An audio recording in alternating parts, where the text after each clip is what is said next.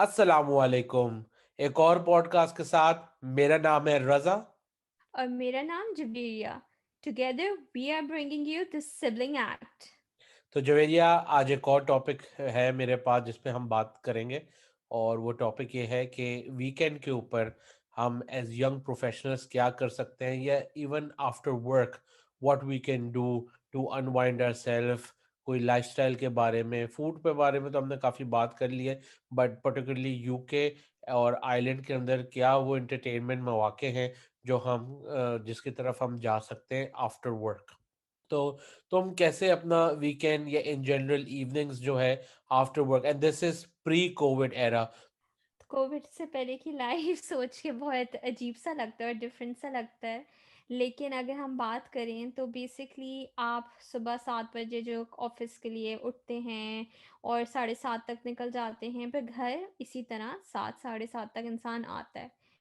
तो यूजुअली यही होता है क्योंकि यहाँ पे इतना कम्यूट होता है। लंदन की अगर हम बात करें तो आप आएँ घर नहीं, यूजुअली अगर कोई प्लान बनता है दोस्तों के साथ, कोलीग्स के साथ, फैमिली के साथ, तो ये होता है कि एक म्यूचुअल स्पॉट हो जाता है और वहीं मिल लेते हैं। तो यूजुअली हम लोग जो करते हैं, तो ये होता था खाने खाने का सबसे मेन प्लान कि अब हम सेंट्रल लंदन में कहीं मिल लेते हैं, वहाँ खाना खा लेते हैं, फिर वापस घर आ जाते हैं। मैं अपनी यूनिवर्सिटी के दोस्तों से इस तरह बहुत मिलती थी। फिर एक होता है कि मूवीज़ का हम लोग देख लेते थे। अब वो जो टाइम होता है आपके 4-5 घंटे, इसी तरह इंसान गुज़ार लेता है मूवीज़ या खाना-पीना, और फिर एक्टिविटीज़ भी बहुत हैं, लेकिन वही आप एक्टिविटीज़ कितना एक वीकडे में कर पाएँ। तो मैं स्पेसिफिकली एक वीकडे का रूटीन बता रही हूँ। और यूजुअली ये होता था कि मैं तो ख़ैर घर आ जाती थी 7-7:30 तक, और तो खाने का बंदोबस्त करना घर में, और फिर एक मूवी टीवी पे लगा ली या कोई ड्रामा लगा के हम लोग रिलैक्स करके सो जाते थे रात फॉर द नेक्स्ट डे। आपका क्या, अगर हम स्पेसिफिकली वीकडेज़ के बारे में बात करें, आपका आफ्टर वर्क क्या रूटीन था बिफोर कोविड? अच्छा, मैं इन पर्टिकुलर ये बताना मैं चाहूँगा कि लंदन के अंदर लोग अंडरग्राउंड ज़्यादा यूज़ इसलिए करते हैं क्योंकि, या बसेस इसलिए यूज़ करते हैं, एक तो बस लेन होती है तो उनको प्रायोरिटी मिल जाती है। फिर अब इन्होंने साइकिल लेन्स भी बना ली हैं, देयर इज़ बस लेन्स एज़ वेल। तो गाड़ियों के लिए ना सिंगल लेन ही बच जाती है। तो वो सिंगल लेन गाड़ी का मतलब है कि आप जो है ट्रैफिक में इतना बुरा फँसते हैं कि आपके लिए कन्वीनिएंट है कि आप अंडरग्राउंड लें and without any traffic issues. बस ये होता है कंजेशन होता है लोगों का, ज़ाहिर-सी बात है काफ़ी लोग उसके ऊपर आते हैं। बट इस ये मेजर एक वजह है कि लोग जो है अंडरग्राउंड ज़्यादा यूज़ करना प्रेफ़र करते हैं, या बस सिस्टम ज़्यादा प्रेफ़र करना यूज़ करते हैं। तो लंदन में तो काफ़ी, जैसे जवेरिया तुम बता रही हो, I can totally understand. Even तो मैंने काम तो नहीं किया काफ़ी, मैं मेरा थोड़ा बहुत टाइम घूमने-फिरने में सर्फ़ हुआ है लंदन में। और उस टाइम में ही कम्यूट करना जो है वो काफ़ी हैसल हो जाता था। If I take a taxi तो घंटे लग जाते थे, लेकिन ट्यूब से वही सफ़र half an hour and 40 minutes में हो जाता है। जहाँ तक प्री कोविड एरा की बात है और इवनिंग के अंदर हम क्या करते हैं, काम के बाद यूजुअली मैं तो घर आते-आते मुझे तकरीबन 1.5 घंटा लग जाता था। लंदन यहाँ पे डबलिन के अंदर जो है अंडरग्राउंड सिस्टम तो नहीं है, बट लुईस लाइन है जो ट्रैम होती है वो है। उसके अलावा जो है बस सिस्टम बहुत अच्छा है। बट जहाँ मैं रहता हूँ और जहाँ मेरा काम है, वहाँ पे कोई डायरेक्टली कनेक्ट करने वाली ना तो एक ट्रैम लाइन है, ना तो डायरेक्टली कनेक्ट होती है कोई बस सर्विस। तो मैं यूजुअली ड्राइव करके ही जाता था और ड्राइव करके ही आता था। तो मुझे अगर ड्राइव करके जाना भी पड़ता था, तो मुझे सुबह भी 1.5 घंटा लग जाता था एंड रफली अबाउट द सेम टाइम मुझे इवनिंग पे, क्योंकि इतना रश होता था। तो आने के बाद कुछ होता नहीं था, मैं वैसे ही बहुत थका हुआ था। तुम तो 7 बजे उठ जाती थी, I don't know how you did that, because 7 बजे और 7:30 घर से बाहर half an hour, it's I think quite a it is less time to get ready and get out of the house, specially for my self. मैं तो तकरीबन सवा 6 साढ़े 6 बजे उठता था। उठने के बाद फिर अपनी जो भी तैयारी करी रूटीन की, और थोड़ा-सा नाश्ता तो यूजुअली ये होता था कि एप्पल ले लिया, कोई फ्रूट ले लिया, एज़ सच नाश्ता तो नहीं होता था। And I used to be in my car at about half 7 या क्वार्टर टू 8 मैक्स, और 9 ओ क्लॉक तक, तकरीबन 9-10 तक maximum I would used to be in the office. तो ये तो होता था रूटीन ऑफिस जाने का, और फिर वही जो तुमने बताया about 7 o'clock I used to come back, that was my time. तो ज़्यादा कुछ करने को उसके बाद होता नहीं था। यहाँ पे एक तो अगर आप किसी के पास जाएँ भी ना, तो वो वीकडे में आप वेलकम नहीं होते। यहाँ फ़ोन करके पूछना पड़ता है, चाहे रिश्तेदार हों, चाहे दोस्त हों, थोड़ी फ़ॉर्मेलिटी रहती है कि हाँ भई अवेलेबल हो, आ सकते हैं, कहीं बिज़ी तो नहीं हो, नींद तो नहीं आ रही, थके हुए तो नहीं हो। तो इन सारी बातों का बड़ा ख़्याल भी रखना पड़ता है। बट यही होता था वीकेंड पे कि घर आए, अपना खाना-वाना खाया और ज़्यादातर जो होता था या तो फैमिली के साथ टाइम स्पेंड कर लिया, या अगेन जवेरिया जैसे तुमने बोला, मूवी देख ली। या मुझे वैसे मूवी और ड्रामों का कोई ख़ास शौक नहीं है, वो अलग बात है कि आजकल उर्तुरुल का थोड़ा-सा फ़ॉलो करना शुरू कर दिया है। अपार्ट फ्रॉम दैट उस ज़माने के अंदर यही होता था, बस आते थे, वो करंट अफ़ेयर्स की जो भी न्यूज़ होती थी, क्या चल रहा है पाकिस्तान में, क्या चल रहा है आइलैंड में, न्यूज़ पे कैचअप होता था। 1 आध 2 कोई वेब सीरीज़ अगर पसंद आ रही होती थी, वो यूट्यूब पे देख ली, बाकी टाइम फैमिली के साथ ही स्पेंड होता है।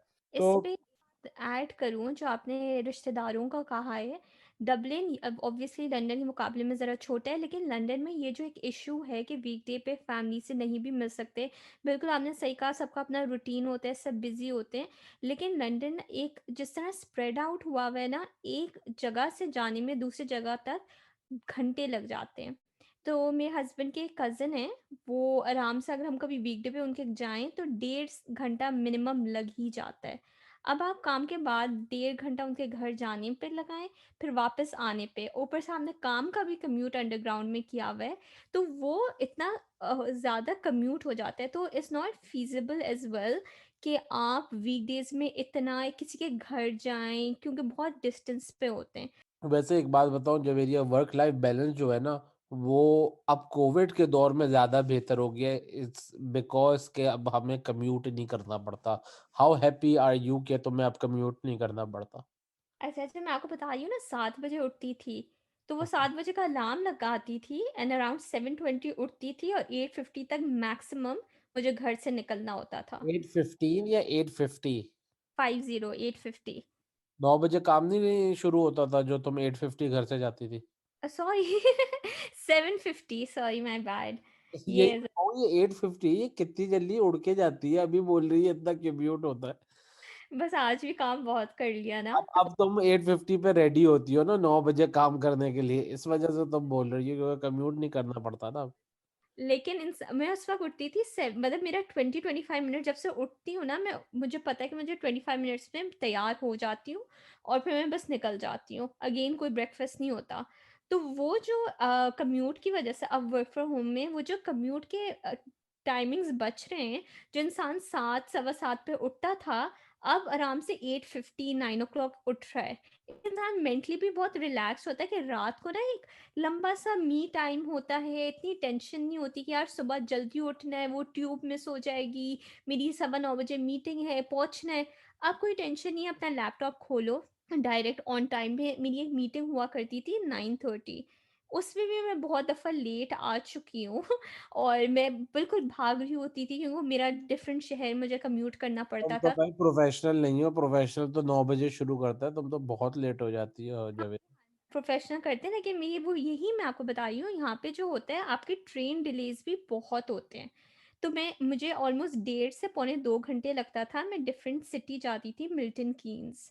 तो वो जब वहाँ पे जाती थी क्योंकि मुझे नेशनल रेल पकड़नी होती थी, जो यहाँ की रेलवे सिस्टम है, वो डिलेज़ हो जाते थे। वो होते थे कि यार 10 मिनट, 15 मिनट डिले, ऑब्वियसली वो डिले हो के पूरा आपका एंड टाइम भी बढ़ जाता। तो वो तो बहुत अच्छा लगता है वर्क फ्रॉम होम में और इंसान को ज़रा और चीज़ें करने की भी फुर्सत मिलती है। लेकिन ये है क्योंकि अब मिल नहीं सकते लोगों से, बाहर तो कुछ खुला हुआ नहीं है, लॉकडाउन है, तो एज़ सच जो एक्स्ट्रा टाइम भी मिल रहा है ना, वो उतना जितना यूटिलाइज़ कर सकते थे, वो नहीं हो रहा। लेकिन मैं एक बात बताऊँ, जैसे ये तो हम है ना, हम आते हैं कुछ करते नहीं है। खैर मैं थक भी जाते हैं, ज़ाहिर सी बात है कि वो कम्यूट ज़्यादा थकाता है, और काम इतना नहीं थकाता जितना कम्यूट थका देता था मुझे, ख़ास तौर पे क्योंकि मुझे ड्राइव करना होता था। बट यहाँ पे जो लोग हैं ना, वो यूजुअली जब आप उनको देखेंगे after work, they are going for their football, they are going for their rugby training.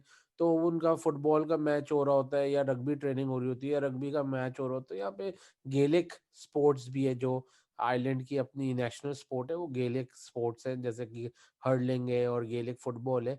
But लोग उसकी भी ट्रेनिंग करते हैं या उसके मैचेस होते हैं इन दी इवनिंग, तो इवन चाहे वो समर हो या विंटर हो। तो मैं तो खैर क्रिकेट का शौकीन हूँ, मैं यूजुअली समर के अंदर क्रिकेट खेलता हूँ। अभी कुछ अरसे से मैंने खेला नहीं है, but I plan to start this year, hopefully Covid permitting. Gym भी ले जाते हैं बहुत से लोग। मुझे नहीं, मुझे याद है जब ये तुमने भी शायद जिम की मेंबरशिप तो जरूर ली थी काम के बाद जाने के लिए। हाँ, वो बस मेंबरशिप ली और फिर 2 महीने बाद कैंसल हो गई। ये चलो अच्छा है, कम कम नुकसान तुमने लिया। मैं तो जब कराता था तो पूरे साल तक चलती थी, और मेरे ख्याल में मैं सिर्फ स्क्वॉश खेलने जाता था, उससे ज्यादा मैं कुछ करता भी नहीं था।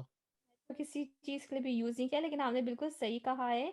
यहाँ पे लोगों का एक, जैसे हमारा होता है खाना खाना, लोगों का खाने से ज़्यादा बहुत गोरों को मैंने देखा है कि वो जिम इतने रूटीन से जाते हैं कि काम के बाद उन्हें पता होता है 1 घंटा वो घर जाने से पहले जिम जाएँगे। वो जिम बैग लाते हैं ऑफ़िस, और बहुत सारे ऑफ़िसेज़ होते हैं जिसमें जिम ऑलरेडी प्रेज़ेंट होता है उनकी फैसिलिटीज़ में। Which is very good for healthy lifestyle, और स्पेशली यहाँ पे जहाँ पे आपको इतना वॉक करना पड़ता है, तो उसके लिए बहुत यूजफुल रहता है। एनीवेज, ये जवेरी एक और बात बताओ, क्योंकि मैंने तो खास कोई यहाँ पे फ्रेंड सर्कल नहीं बनाया जो पहले, जब मैं एज ए स्टूडेंट था आइलैंड के अंदर, तो उस वक्त मेरे दोस्त काफ़ी थे। But since I got got back to island, तो मैंने यहाँ पे खास अपनी फैमिली में तो काफ़ी, हमारी अल्लाह का शुक्र है, आउटिंग्स होती हैं। कज़न से मेरा काफ़ी मिलना जुलना रहता है। ईच वीकेंड हम खाना खा रहे होते हैं अगेन, या हम लोग बच्चों के एक्टिविटी सेंटर्स हैं, जैसे इंडोर प्ले एरियाज हैं, तो लोग वहाँ पे क्या कहते हैं काफ़ी आते हैं। तो कभी कभार मैं अब इबाद को लेके चला जाता था कि उसको उसकी ज़रा आउटिंग हो जाए वहाँ पे। But how how to meet new people? तुम्हारा काफ़ी अच्छा नए लोगों का ग्रुप बन जाता है, तुम कुछ ना कुछ करती रहती हो, तो तुम थोड़ा बताओ मुझे। न्यू पीपल वही होता है, आप जितने सोशल हों, लोगों से जाके आप बातें करें। आपके, अगर आप बिल्डिंग में, स्पेशली अगर आप बिल्डिंग में रहते हैं और आपको पता है आसपास नेबर्स हैं, you can totally go and say oh I just shifted into this house, आपके opposite I am your neighbour, और कुछ वेलकम, कुछ खाने पीने का बहुत लोग इस तरह करते हैं कि कुछ बना के लाइक मफ़िन दे दिया जस्ट टू इंट्रोड्यूस योरसेल्फ, और इस तरह दोस्तियाँ बनती हैं। फिर एक होता है आपकी बिल्डिंग के ग्रुप्स, जैसे मैं अपार्टमेंट बिल्डिंग में रहती हूँ, तो उसका एक वो भी है ग्रुप, व्हाट्सएप ग्रुप। तो उसमें भी आप लोगों को जानते हैं, वो कहते हैं कि मैं ये इस चीज़ में इंटरेस्टेड हूँ, do you anybody wants to join me in doing this. तो लोग पहले, हम बहुत सारी एक्टिविटीज़ होती हैं, कोई म्यूज़िक में इन्वॉल्व होता है, तो वो कहते हैं कि यार ये म्यूज़िक फेस्टिवल यहाँ पे लग रहा है, जो हमारा नियर बाय एरिया है, बरो है, वो ऑर्गेनाइज कर रहा है, anybody is up for it. तो इस तरह दोस्त बन जाते हैं। फिर एक ये भी होते हैं कि आपके फेसबुक ग्रुप्स भी बहुत हैं यहाँ पे ना, अगर आप नए, कोई भी आप नई सिटी में जाएँ, अब तो इतना सोशल मीडिया का पावर है, तो आप definitely you can just find any groups on Facebook और anywhere, and you can find in your area आपके ग्रुप्स, और आप कह सकते हैं हम new, I am new in this area, just want to make friends. और इस तरह आपको एक दो का पता चलता है, उससे आपका इतना बड़ा सोशल सर्कल बनता है। मेरे एक दो दोस्त बने, around I say 15-20 people I just met through one person. तो आप एक से मिलते हैं ना, आपको तो automatically you're part of the social circle. They'll introduce you to new people. They will introduce you to, invite you to parties. जैसे मैं किसी की बेबी शावर में चली गई थी, तो उधर मैं और लोगों से मिली, और फिर लोग इस तरह करके प्लान्स बनाते रहते हैं, तो इस तरह करके बन जाते हैं अच्छा सोशल सर्कल। अच्छा, ये तो हमने बात कर ली, लेकिन एक मुझे बात बताएं, जो वीकेंड्स, जो आपको काम में आप पूरे वीक बिजी रहते हैं, आपके फिर आके फैमिली के साथ हो जाए, लेकिन वीकेंड ऐसा है कि you do not have any commitment, how do you spend your time, specially अगर सपोज फॉर समबडी जिसके लिए कोई फैमिली नहीं है, they are coming to UK और Ireland for the first time, what are the spots, और what can you tell someone कि आप किस तरह अपना टाइम यूटिलाइज करें और एक्सप्लोर कर सकें Ireland and Dublin during the weekends. अच्छा, ये एक बात है कि if you want to do anything over here, please wake up early, क्योंकि यहाँ की आबो-हवा भी बहुत अच्छी है, क्लीनलीनेस लेवल भी बहुत अच्छा है। That fresh air early in the morning will make your day, I tell you. ये गारंटीड बात मैं आपको बता रहा हूँ अपने एक्सपीरियंस से, मज़ा आ जाएगा आपको ज़िंदगी का। लेकिन वही यहाँ पे 12 बजे, 1 बजे, 2 बजे उठ के जा रहे हैं, स्पेशली विंटर में, तो फिर तो आपको डिप्रेशन ही होगा। और समर के अंदर भी आप पूरा दिन यूटिलाइज करें from 8-9 o'clock in the morning to late in the evening whatever, 10 बजे तक 9 बजे तक यहाँ पे सूरज रहता है, मतलब उस टाइम पे गुरूब होता है। तो मैं यूजुअली ये है कि प्रेफ़र करता हूँ कि समर भी हो, समर में तो हर सैटरडे, संडे दोनों वी आर आउट। और यहाँ डबलिन के अंदर बहुत अच्छा मैलाहाइट कासिल है, वहाँ पे हम लोग कभी-कभार चले जाते हैं। And then there is a lot of यहाँ पे। अच्छा, एक और बात ये है, खैर लंदन में भी ऐसा है, जो यहाँ की मेन शॉपिंग स्ट्रीट होती है ना, वहाँ पे एक्टिविटीज़ भी हो रही होती हैं। जैसे कोई आग से खेल रहा होगा, मतलब परमिट लेना पड़ता है, एक जगह उनको मिल जाती है उस स्ट्रीट पे बाय द काउंसिल। तो कोई करतब दिखा रहा है, कोई गाना गा रहा है, कोई आग से खेल रहा है, कोई फलाँ कर रहा है, तो वो सारे आपको लाइसेंस आपको प्रॉपर लेना पड़ता है to be situated on that street, तो वो आप एन्जॉय करें। मैं डबलिन और विकलो के बॉर्डर पे रहता हूँ, तो विकलो भी बहुत ब्यूटीफुल है। उसकी मुझे सबसे ज़बरदस्त लगती है कि पूरे आइलैंड से हट के उसकी हरियाली होती है। और उधर अगर आप जाएँ, अगर अच्छा समर का डे हो, तो we will always prefer to go to British bay. British bay जो है बहुत अच्छा बीच है, and it is really, really good. बहुत साफ-सुथरा है, इट्स रियली नाइस। बहुत ज़्यादा ओवर क्राउडेड नहीं होता, but on a very sunny day obviously काफ़ी लोग आए हुए होते हैं। फिर ग्लेंडलॉक है यहाँ पे, फिर और सीनेक है, यहाँ पे पावर्स कोर्ट है। उस पावर्स कोर्ट एक हाउस भी है, गार्डन्स भी हैं, एंड उनकी आइलैंड की सबसे बड़ी वाटरफॉल भी है वहाँ पे। तो there is absolutely a lot of places in island that you can go to. Castles हो गए, हाउसेस हो गए, गार्डन्स हो गए, और बहुत फैले हुए हैं, और इतने हम गए हुए हैं कि बहुत सौ के तो मुझे अब नाम भी याद नहीं है, but there are some massive gardens over here, जिसमें आप बच्चे भी एंजॉय कर सकते हैं, एज़ अ फैमिली आप पिकनिक भी कर सकते हैं। तो हम यूजुअली कोई ना कोई एक स्पॉट पिक कर लेते हैं और हम वहाँ जाते हैं, और फिर कज़िन्स के साथ तो मीटअप होता ही है, वही यूजुअल का खाना-पीना, घूमना-फिरना, उनके साथ भी बहुत अच्छी एक्टिविटी रहती है। तो वीकेंड्स तो हमारे समर्स के बहुत ज़बरदस्त गुज़रते हैं।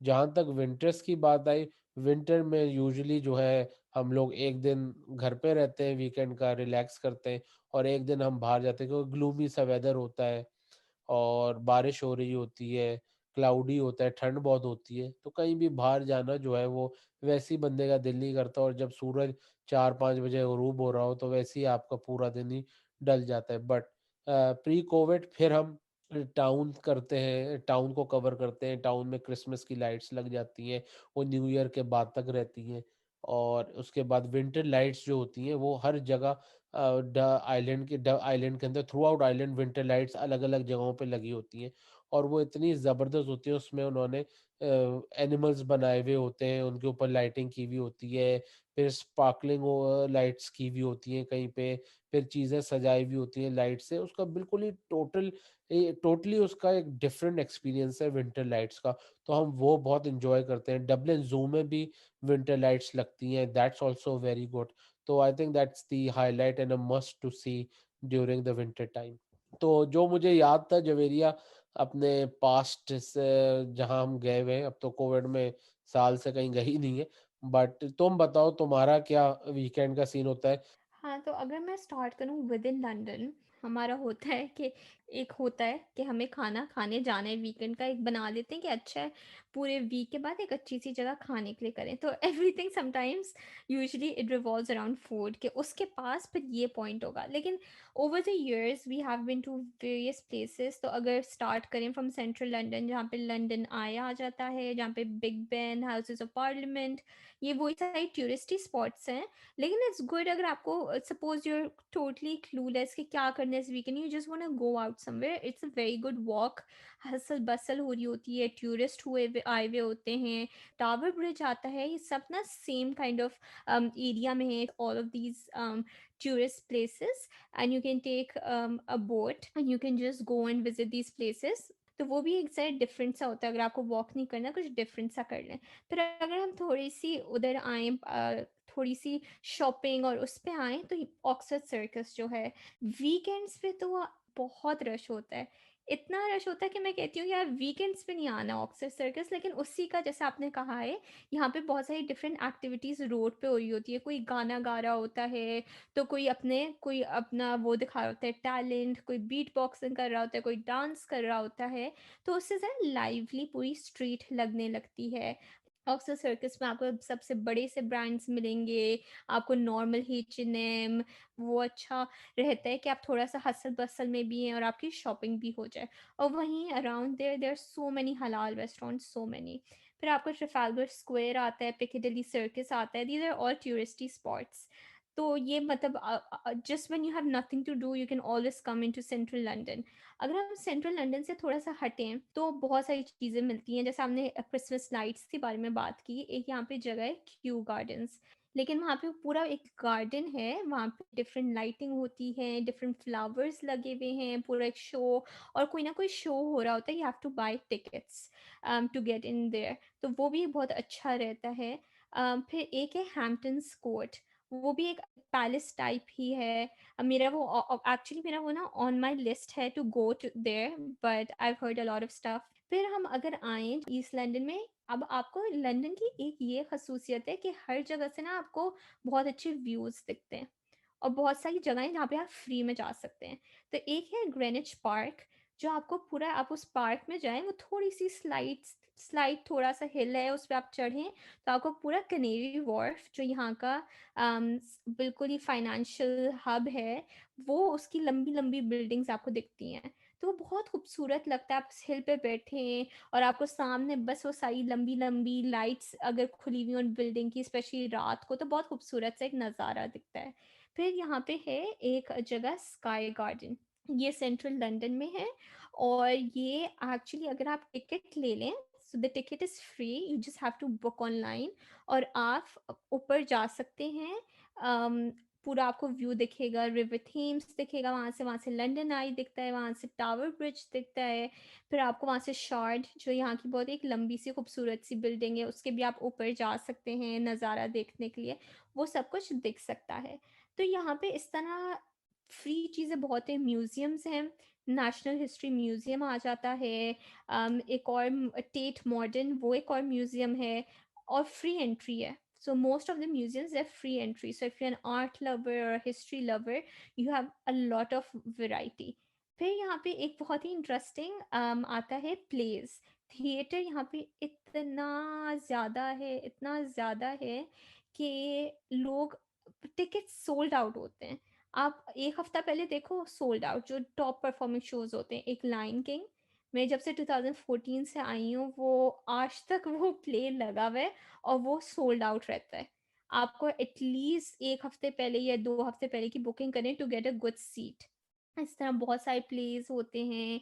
मैंने एक दफ़ा बेंडिट लाइक बेकहम देखा था, एक अलादीन का देखा था प्ले, वो भी बहुत अच्छा था। तो बहुत डिफरेंट हैरी पॉटर का कोई प्ले हुआ था, मटिल्डा का भी होता है। और फिर ओपेरास भी बहुत होते हैं, तो वो भी आप अगर इंटरेस्टेड हैं, वो भी जाके देख सकते हैं। लेकिन मैं सिर्फ़ थिएटर तक इंटरेस्टेड हूँ, तो मैंने वो देखा हुआ है। अब आई नो ये ल मैं अगर मैं बोलूँ, बहुत सारी और चीज़ें, इतनी प्लेसेस हैं, अगर आप थोड़े हिपस्टर एरियाज़ में जाना चाहते हैं, जहाँ पे थोड़ा-सा वो स्ट्रीट आर्ट हुआ हुआ है, एक कैम्पडेन टाउन है, जो यहाँ की बड़ी हिपस्टर प्लेस है, और वहाँ पे एक फूड एरिया भी है, जहाँ पे बहुत हलाल फूड मिलते हैं। फिर ब्रिक लेन आता है, वो भी सिमिलरली एक ही तरह की वो हिपस्टर प्लेस है। लेकिन I think this too much about London. अगर आप लंदन की चीज़ों से थक जाएँ, then you can just go outside London as well.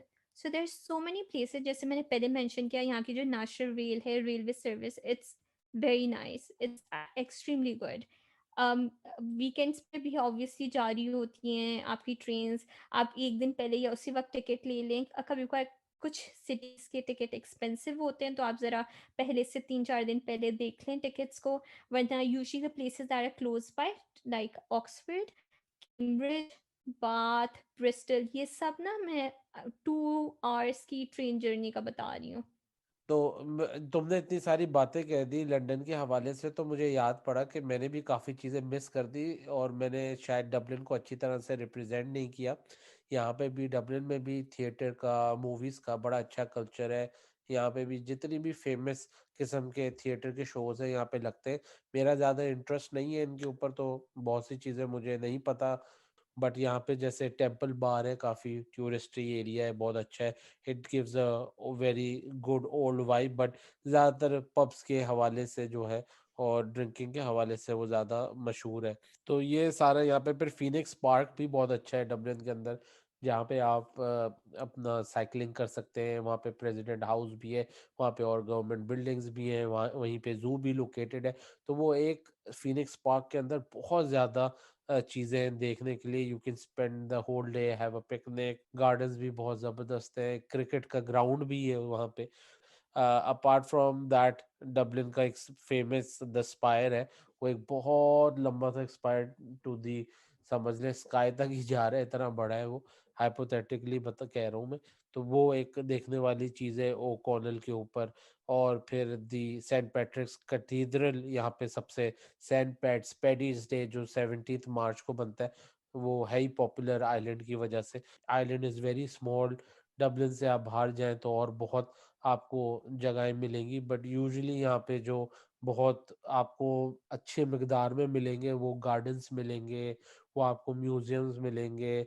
अगर हम तो शुरू मतलब हो गए, लेकिन इसमें इतनी और बात आपने जो बोले, मुझे उससे रियलाइज़ हुआ है कि हमें एक्चुअली हर जो चीज़ें हमने डिस्कस की हैं उसमें और इन डेप्थ जाने की ज़रूरत है, क्योंकि इतनी सारी चीज़ें हैं। हमने तो एक पूरा एक बहुत ही समरी और ओवरऑल आइडिया लोगों को दिया है कि हम इतनी सारी चीज़ें हैं करने को, लेकिन उन चीज़ों में भी इतने सारे और वेरियस ऑप्शंस हैं। तो वो भी हम लोग probably later on down the line थोड़ा हम और कभी किसी और पॉडकास्ट में और इन डेप्थ इन जगहों की जा सकते हैं जहाँ पे पीपल इंटरेस्टेड हो टू नो कि वो कैसी अंदर से जगह है या क्या एक्टिविटीज़ हैं। ख्याल में तुम सही कह रही हो, एक सीरीज मेरे ख्याल में करनी पड़ेगी, क्योंकि तो मतलब इतनी सारी चीजें, then again you are so right. I think we'll need a proper series in order to make sure कि हम हर चीज को, या कम से कम इम्पोर्टेंट चीज को कवर करें। तो मेरे ख्याल में एक सीरीज तो जवेरिया इन द फ्यूचर इस पे बनती है। और मैं बस ये एक जो मुझे लास्ट पॉइंट वीकेंड के हिसाब से है कि बहुत लोग डे ट्रिप कहीं चले जाते हैं डिफरेंट सिटी में। As I said the national rail the railway service is so good कि आपको विद इन 2 आवर्स आपको दूसरे शहर में पहुंचा देती है। और यहाँ पे एक बीची एरिया, क्योंकि लंदन तो नहीं है उसके पास कोई सी, लेकिन ब्राइटन वो actually by car I think 1.5 घंटा या 1.25 घंटे की ड्राइव है, depending on what part of London you are in.